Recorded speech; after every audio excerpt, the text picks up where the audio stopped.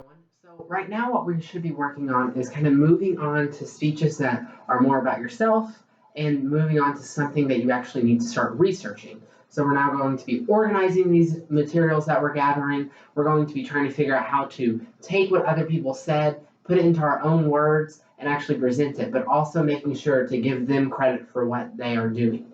You're going to actually have to be looking for materials for research papers that you're doing in other classes as well as this class. You're not having multiple classes right now, but you're going to be looking for material. And in this class, you will be organizing it and presenting it. You're going to be doing that in a speech, but you're also going to be organizing it and presenting it in a writing, because at the very end, you're going to be presenting some form of writing through your speaker critique. That's what we're going to be discussing today. Now, when you're looking at organizing the ideas, with organizing the ideas, you're going to want to make sure that you figure out what way works best for you. So when you're doing that, you can either do it topical, and topical is from least important to most important, or vice versa.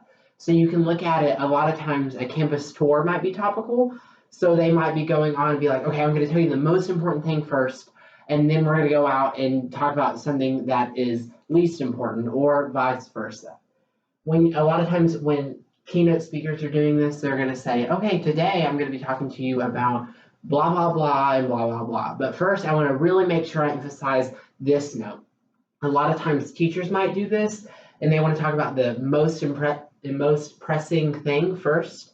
And then as they go in, it's the least pressing thing, because by the end of it, you might not be as interested, or they might put the very boring things at first, be like, okay, let's do some house cleaning duties first and then move on, and now we're here doing the very important things at the end.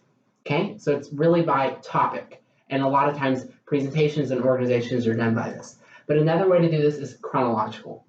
And the chronological, it's simple, it's time. Now chronological is a pretty interesting way to do it, because some people just do it that makes sense. You're going to tell the time of history. You can say the time that the dinosaurs were here, and then you have the ice age, and then you have cavemen, and then you have the pilgrims, and then you have us. That's chronological. Some people also like to play around with chronological and do it reverse. So you can say right now it's happening, but this happened because, well, let me tell you about something that happened before this, and tell you about something that happened before this.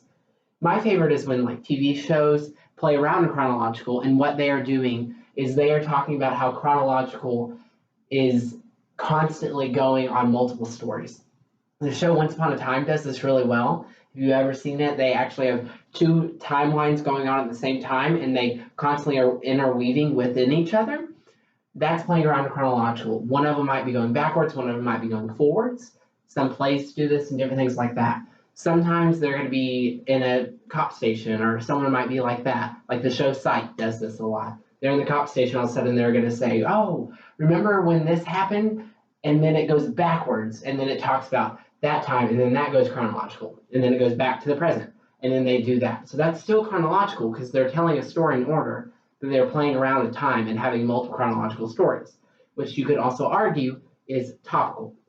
And then there's also ways to organize it, such as special location, different things like that. This is really where campus tours a lot of times happen, because topical, when you first go into a tour, they're going to talk about the most important things, and then they're going to go on the campus tour. But this one would be a great example of tours, because they're going to say, this building is here. In this building, this happens, and this happens, and this happens. If you're majoring in this, you're going to be in this building a lot. Now, moving on to the next building that's closest is this. Now, organizations can meet here, and they have fun, and blah, blah, blah.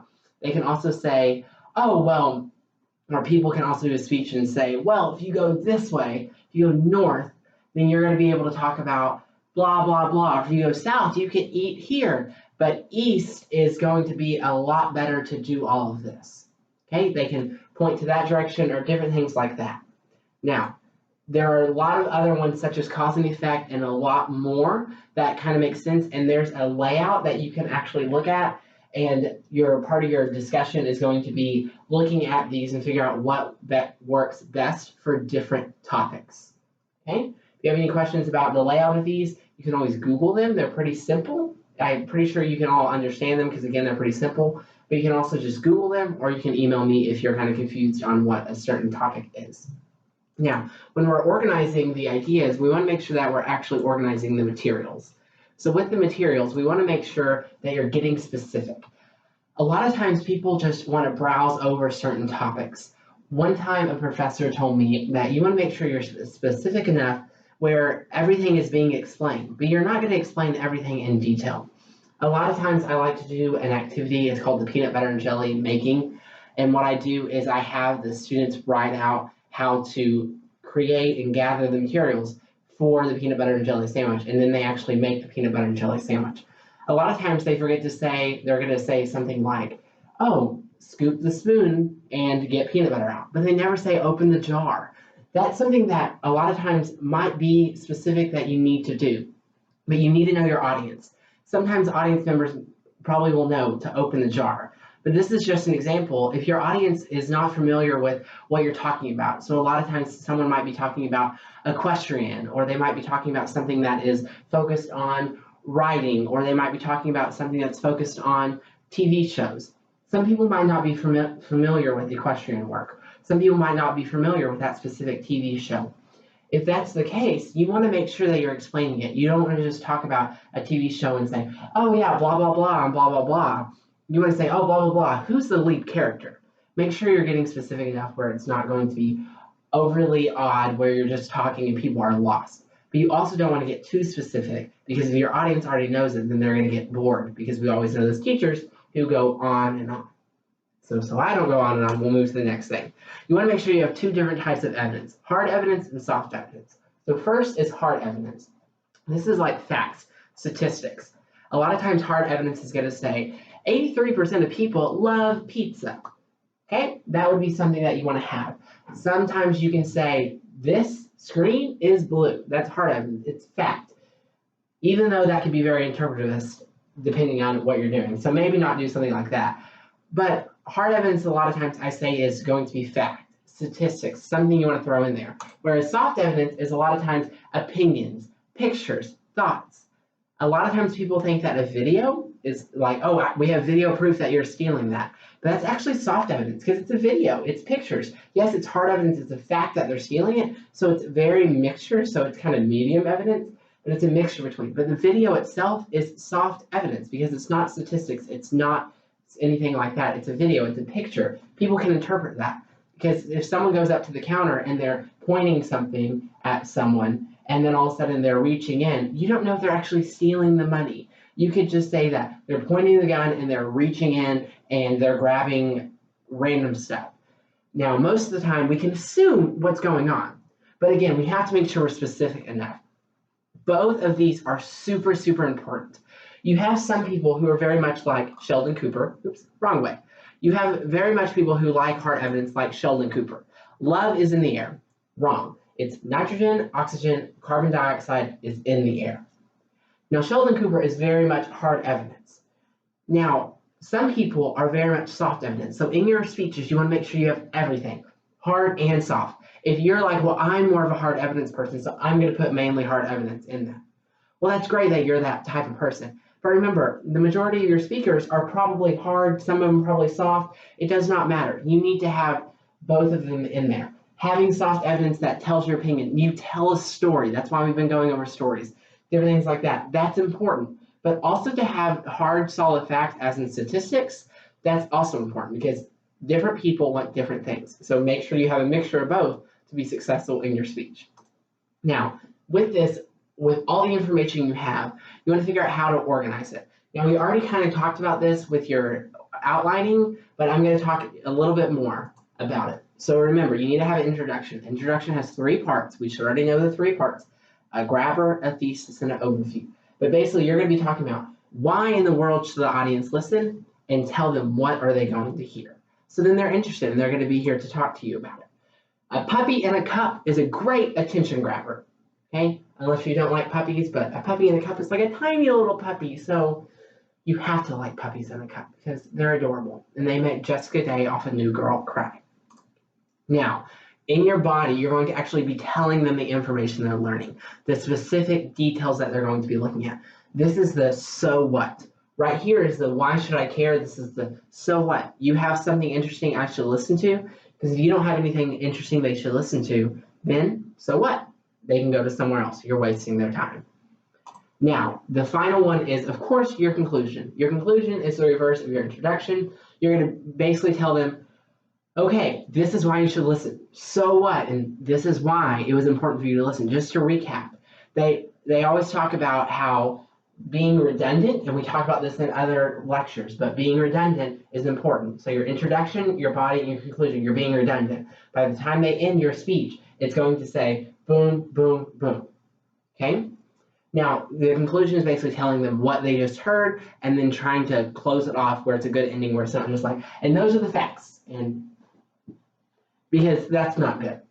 Now, with this, you need to know how to outline. I put this out here to do it so you can know how to look at an introduction, a body, and a conclusion. You should already kind of know how to do that. I understand that introductions are slow, or outlinings are slowly changing, but you want to make sure you have all of these. Okay, so again, your conclusion is a restatement. A lot of times people with these, they do a restatement and a summary at the same time, just the same with the thesis statement and the summary, because they're going to say, have you ever wanted to learn about puppies in a cup? Well, today I'm going to tell you about puppies in a cup 3 different ways, X, Y, Z. So your restatement is going to say, well, you learned about puppies in a cup, X, Y, Z. That's your overview as well as your restating your thesis statement. But I have this here for you just in case you need to know how to do it. I'm no longer going to be giving you examples of outlines because it's basically the same thing that we've been doing. You're just now looking at it, you're having your main points, information in between, and you're having this 3 same things in your intro and your conclusion. You're just evolving it each time for your speech. Now, when we keep going with the supporting materials that will be in your body, you want to make sure that you have different types of evidence in there, remember? So some evidence that you can get is going to be from the internet. When you do this, you want to make sure that you have trustworthy sites. Having dot codes, which I actually have a dot code document up there for you to look at, but the dot codes is especially important. When you're looking at the dot codes, and this is a part of the Atom document, by the way, when you're looking at the dot codes, you want to look at, is it .com, which is commercial, they're making money, different things like that. .org, which is .org, it's an organization. A lot of times they're not making money because it's more informative. .gov, it's the government. They're not making any money. It's the government informing you. .edu, again, they're not making any money. It's educational platforms. So you want to make sure you're looking at that. Wikipedia is not good. Do not use Wikipedia. Wikipedia is a no-no. If you use Wikipedia as one of your sites, you have to have X amount of sites. Let's say you have to have 3, and Wikipedia is one of your 3. That means you only have 2. Wikipedia is a great starting point. I always go to Wikipedia when I'm looking for basic information. At the very bottom of Wikipedia, if you did not know, is where they cite. You can click on their sites of that information that they might have it. They use endnotes, so when there's a little hovering 1, you can click on that 1, it'll go to the endnote, and then it will send you to the website if they're actually citing it. And in that website, you can use Atom to see if it's a scholarly source. A lot of times I want you to have some like scholarly journals. I want you to have some scholarly sources that are actually .gov, .edu. But if you want to use something like BuzzFeed, great. But you also want to know that BuzzFeed is .com. They make money off your clicks, and BuzzFeed is really just clickbait for you to be able to do that. But I'm going to tell you right now, I'm a PhD student and I almost have my doctorate. I use BuzzFeed all the time because I look at colors, and BuzzFeed has fun quizzes on colors, and I can talk about that. But then I also use scholarly journals to back up the BuzzFeed information. But hey, it's fun to have some BuzzFeed in there. Now with Atom, you want to make sure to remember to have that. Okay, so Atom is age, depth, audience, and money. So you want to see how old is it. Are you talking about the internet and it's talking about social? Let's say you're talking about social media and it's something from 2007. Well, social media in 2007 had Facebook and kind of had Twitter, but really nothing else. So you want to make sure that you're talking about social media with age, something that is newer. So something that's from 2015 is kind of old for social media, unless you're talking about the development of social media. And that's a great part, saying, oh, in 2015, an article said that currently social media is used for this. That is great. Okay, but you normally, if you want to do social media, you want to keep on going and have something from like 2018, if not 2020. Okay, depth. How depth does it go? Is it something that says something about like, oh, this presidential candidate sucks, and you click on it, it says they suck. Well, great. They didn't tell you any information why their policies are not good, why they're trying to agree with them or disagree with them. Nothing. Okay, and you also want to look at the audience. Again, let's look at the Democratic. Let's look at the presidential policy. If it's a Democratic candidate and their audience clearly is for Democrats, then that's something that you need to know. If it's a Democratic candidate talking about other things that Republicans might want, that's something to note, that they're actually making it change for their audience. And the money, are they making money off your clickbait? BuzzFeed is definitely yes, they make tons of money off your clickbait. Now, do not be like Frank off of 30 Rock and get all your news from Grand Theft Auto from the radios that he steals on that game. Okay. Now, there are other types of sources. We're going to kind of quickly go through these, but some sources would be like interviewing. A lot of times, if you're doing research, this is great, but in forms of speeches, I don't want you to do as much interviews. If you have a personal communication, such as interviews or even focus groups, then that's great. I only want you to really have one of those in each of your speeches. But a lot of times, interviews and trying to talk to people are really good with that, especially if you're interviewing a company. Do not interview your friend, your boyfriend. Don't be like, hey, I want to ask you this one random question and have you quote it. That's not acceptable. If you have an interview, I would like to see your actual questions and some of the outlines of what you have. So when you're interviewing, you want to have the questions ready to go. I'm actually working on interviews right now for one of my research. I'm having 10 questions ready to go for my interviews. I know that these 10 questions probably won't get to be answered. The interview's probably going to last 30 minutes to 2 hours. I probably will only get through 6 of my questions, but have all your questions ready to go. And make sure that you're being fluent in your interviews. This is where qualitative type data works really well, is if they say something that's not about your question that you find important, you can then ask a random question that's not a part of your list. That is totally okay. Don't just go in there and ask a question and then wait and then ask another question. Go in there to ask a question, to start a conversation. If they say something interesting, ask them about that, because sometimes you don't know anything until they say something. You're like, oh, I didn't know that. I didn't see that in my research, and then go from there. Now, of course, dress appropriately. Know the purpose is that you're going in there to interview them, to ask them questions, and that you're also going to be having a conversation. Kind of have a timeline that you want to have and schedule an interview, and don't waste their time and don't waste your time, because both of your times are precious. Hey, definitely do not be like Joey and have really bad questions. Don't ask the date of birth and then the age, because we all know you can figure out your age from the date of birth. And then finally, you want to have different supporting materials from other places, such as a PowerPoint. Now, your supporting material is definitely going to be a PowerPoint. You have to have a PowerPoint when you are doing these types of videos. So I give you a worksheet that actually helps you see PowerPoints, but also PowerPoints in lectures. So when you're citing me or when you're citing another professor, that's actually called personal communication. Okay, so APA, you would cite it, you would say Hubbard, C, parentheses, the date that you did it, in parentheses, personal communication, and there's a little bit more, but if you have that, I can see that you tried, okay?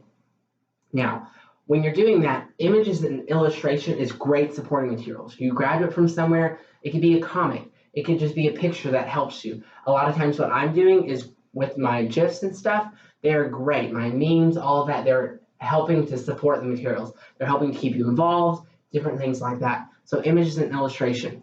Some of my favorite research is that I actually look at images. So one of the things I'm looking at is I'm looking at heroes and villains, and I'm looking at the pictures that Marvel puts out and how they draw these heroes versus villains and what they're drawing to make them different. So I'm actually, a lot of my resources are not as much scholarly journals, because I'm looking at this qualitative data and I'm looking at the pictures and I'm interpreting what we see. So I'm talking about the colors we see, the height, the size, and different things like that. And then storytelling. You need to have this in your speech, and you need to work on doing this. But storytelling is always great. If someone told you a story, you can definitely pull that in. You can say, my friend and I were talking the other day, and they said something about eating at Chick-fil-A, and that got me to think. That's a great opener, and that's a great supporting material. Now, it's not going to be one of your supporting materials that you can cite, but it's a great little sub-supporting material. You realize a lot of these I'm talking about, I don't want you to use to cite, because I want you to find scholarly sources. These are great sub-supporting materials that you can use. Okay, and then descriptions and explanations, definitions are always great. You can always have anything like that. So when you're talking about definitions, you can say according to dictionary.com. Okay, Don't really cite like WebMD. Don't cite Urban Dictionary unless it's a fun little start. You can say, well, when I look up Urban Dictionary, it says this. And that's a pretty funny story that leads me to my topic or something like that. And you can even cite Urban Dictionary. It's like, well, Urban Dictionary says this, which I find really weird because all the other things say this. Or you can use Urban Dictionary as a starting point and say, Urban Dictionary says this, which actually goes along with dictionary.com and this scholarly journal and this person who has their PhD or whatever. You can definitely use stuff like that. Statistics, remember that is hard evidence, so you can definitely use stuff like that. And opinions. You definitely want to have an opinion of people, but if it's opinion of a person, you want to make sure it's someone in the field that you're doing. It's an expert in the field. It's not just an opinion of your friend. Okay, if you actually go out and you're talking about dentistry and you want to go interview your dentist and talk about their opinions, that is a great scholarly source. But a non-scholarly source would be the opinion of your best friend. Okay, different things like that. Now, an opinion that would not work is Michael Scott from The Office, okay? Because we all know everyone has flaws. He sings too beautifully in the shower. He volunteers too much, different things like that. He hits someone with his car, okay? Now that's all for that. Before I finish, I want you to remember, when you're working on your speeches, when you're working on your papers, always cite, cite, cite. If it's not your original idea, you want to make sure that you're giving credit to where credit's due. Because if you do not cite, you're up for plagiarism, okay? If you plagiarize, then that's not going to be good because then you're going to possibly get kicked out of the university. We don't want that. So do not plagiarize, do not copy other people's work. You want to cite where everything's given. If it's not an everyday fact, you want to cite it. Now realize it's something like, oh, Michael Phelps has a lot of gold medals. That is an everyday fact. You don't have to cite that. But if you say Michael Phelps has X amount of medals, let's say 24 gold medals. I don't know if that's true, but let's say Michael Phelps has 24 gold medals. That's not a common thing. You can't go ask someone on the street, how many gold medals does Michael Phelps have? That's something you need to cite, but you don't have to cite well-known things like Simone Biles was in the Olympics, okay? You don't have to cite things like that. If you're going to say The Office was on for 9 seasons, you're going to need to cite that because some people don't know that unless they are a sitcom junkie like I am, okay? You want to make sure you cite different things like that. But you can definitely say, Steve Carell was in The Office, because a lot of people know that, okay? I know there's kind of a line if you're ever worried about, I don't know if that's going to be okay. When in doubt, cite it out, okay? Now, before I finish, for the people that are actually watching this video, that's great. I understand some of these videos are long and they take some time out of your day, but what I want you to do is having all these sitcoms throughout. I want you on your paper, you need to give me a title. So whatever the title is going to be, it might just be participation for this week or weeks 8. I can't remember what week we're in. Okay, week whatever, and different things like that. But after you do that, I want you to make a dash and then put your favorite TV show. So you will say, my favorite TV show is, mine is Friends, or you might say Psych or Chuck or wow, I can't think of any other TV shows. Once Upon a Time. You might say something like Law and Order, This Is Us, anything. Just say whatever your title is, dash, my favorite TV show is blank, and let me know your favorite TV show. That will get you some extra credit. I will add that extra credit into the little bank that I'm putting in, and then at the very end of the semester, I will add that 15 points of extra credit to your final grade. Okay? So again, you have to do it exactly correct or you're not going to get it because part of this is following directions.